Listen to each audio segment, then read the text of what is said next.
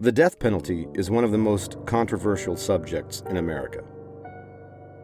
There are currently over 2,400 people sitting on death row across 23 states. Among them, a total of 218 cases are pending reversals, awaiting retrials or appeals. Hi, and welcome to the mysterious and creepy. All right, let's get into it. The death penalty. The last stop for many of the worst criminals the U.S. has ever seen. Over time, the method of execution has changed drastically.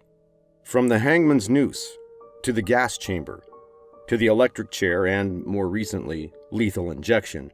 All roads, however, lead to one destination: death. Our first female is Karla Faye Tucker. Karla was sentenced to death for killing 2 people with a pickaxe during a burglary. She was born and raised in Texas, the youngest of 3 children. She suffered an unhealthy upbringing and, by the age of 12, was already involved in drugs and sex. By the age of 14, she had dropped out of school to follow her mom into a groupie lifestyle of sex, drugs, and rock and roll, following touring bands such as the Eagles. By her 20s, she was hanging out with bikers and had made friends with Sean and Jerry Dean. They then introduced her to a man named Garrett. After the incident that would soon follow this introduction, it's safe to say that Sean and Jerry wished they never met her. After a long weekend of hard drug use, Karla and Garrett plotted to steal a motorcycle Jerry had been restoring. With Garrett's help, Karla got into the house, subdued, and killed Jerry using a hammer. Karla then proceeded to strike Dean with a pickaxe 28 times. She would later say that every time she struck him, she received sexual gratification. These words would eventually come back to haunt her. However, this brutal story doesn't end here. Unbeknownst to both Karla and Garrett, a woman named Deborah Thornton, fearing for her life, had been hiding under some sheets in the bedroom. While she may not have been able to see, she could clearly hear Jerry screaming his killer's name throughout the nightmarish ordeal. Not wanting any loose ends, Karla Faye Tucker then proceeded to kill her as well. A truly disturbing murder scene. They were arrested 5 weeks later. Unsurprisingly, both pled not guilty but were ultimately convicted. Karla was the first woman in Texas to be executed in 135 years, the last one being a wrongfully convicted woman, Chipita Rodriguez, who was hanged in 1863. Now, I bet after all that you're wondering what she requested for her last meal. Well, it was rather humble: a simple banana, a peach, and a garden salad with ranch dressing. A very light meal to end her life. Our next convict is Wanda Jean Allen. Wanda was executed by lethal injection in 2001 for killing her lover. Wanda was born in 1959, the second of 8 children. Both parents were alcoholics. Eventually, her father would abandon the family altogether. Misfortune struck Wanda again when she was knocked unconscious by a truck at the age of 12. Then, at age 14, she was stabbed in the temple.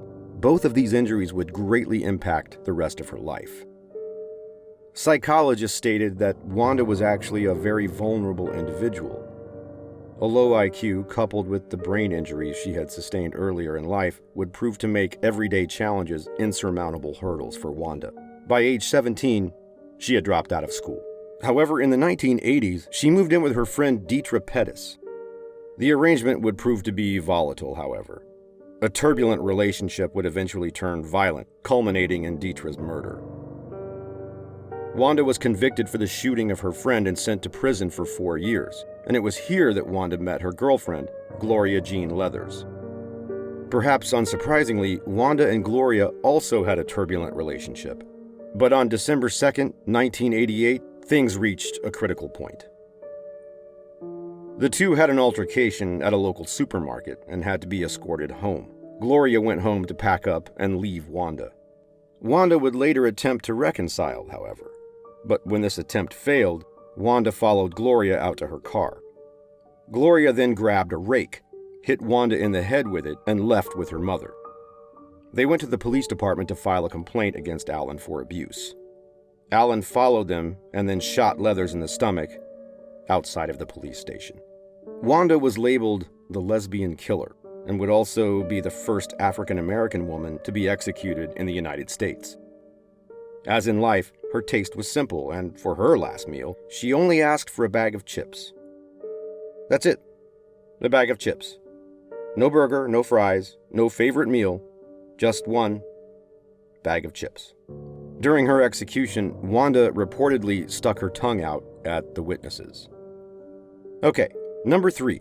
Let us introduce you to Aileen Wuornos. Aileen Wuornos was an American female serial killer who is said to have used prostitution as a front in order to lure her victims, whom she then robbed and shot. Her childhood is one of nightmares. She never knew her father, a convicted pedophile who hanged himself in his prison cell. At age 4, Aileen was abandoned by her mother and forced to live with alcoholic grandparents. Years of violent, systematic sexual abuse ensued, and by the age of 11, she was already involved in prostitution for cigarettes and alcohol. By age 14, she had been raped by her grandfather's friend, becoming pregnant from him.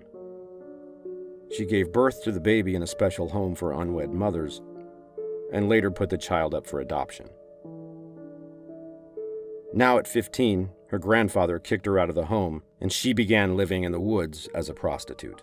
The rest of her life, she worked as a prostitute up and down the Florida highways, living a tough and violent life.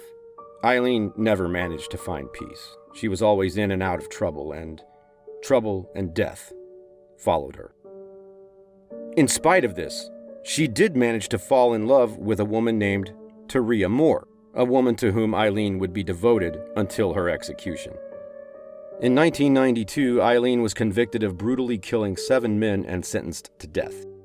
During her trial, she claimed that all her victims were shot in self-defense after she had been sexually assaulted by them. What do you think she had as her last meal? No meal at all, actually. A simple cup of black coffee.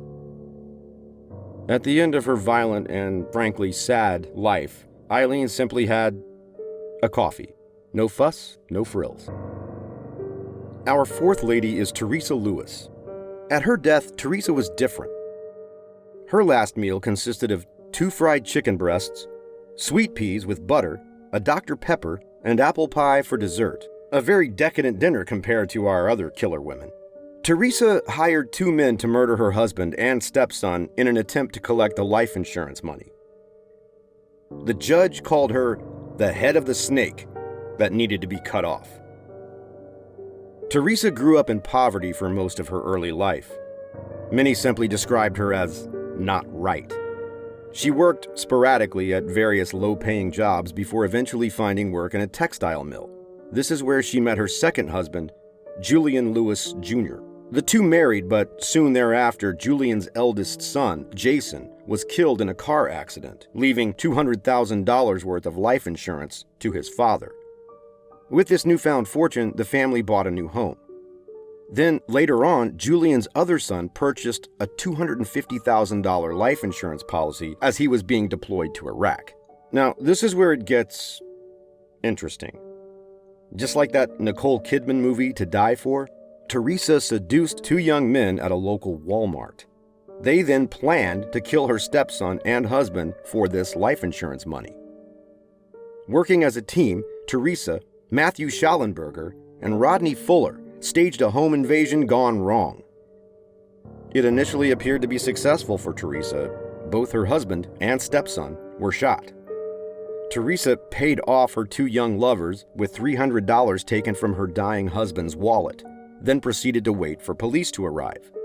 However, there was a problem in her diabolical plan. It turned out that her husband, Julian, wasn't quite dead, and managed to tell a deputy, "My wife knows who done this to me." In her greed, Teresa attempted to collect her dead husband's and stepson's assets before they had even been buried. Within a week, she had confessed to the murders. Her accomplices, Matthew and Rodney, were also both sentenced to life, and although the defense team tried to avoid capital punishment, the judge determined that Teresa was the leader. Lewis was the last woman to be executed in the state of Virginia. Last but not least is our 5th killer, Kimberly. Kimberly McCarthy was a retired nursing home therapist turned crack addict who, over her troubled life, had brushes with the law for fraud and prostitution. It was when Kimberly went to borrow a cup of sugar from her neighbor, retired Professor Dorothy Booth, that Kimberly's life took a very dark and brutal turn. Kimberly murdered her 71-year-old neighbor in a robbery truly gone wrong. She stabbed her elderly neighbor 5 times with a butcher knife, then beat her with a cauldron. After this, she reportedly tried to cut off her victim's finger in order to steal her diamond wedding ring. Only one day after the murder, she was caught using the deceased woman's credit cards. Kimberly McCarthy was convicted of murder, but blood evidence suggested she may have been linked to at least 2 more murders of elderly people. She was executed on June 26, 2013, hers being the 500th execution to be carried out in the state of Texas since 1982. Unlike other death row inmates, McCarthy was not granted a last meal right. Instead, she shared a simple meal with her fellow inmates, which consisted of pepper steak, mashed potatoes with gravy, mixed veggies, and white cake with chocolate icing. What would your last meal be?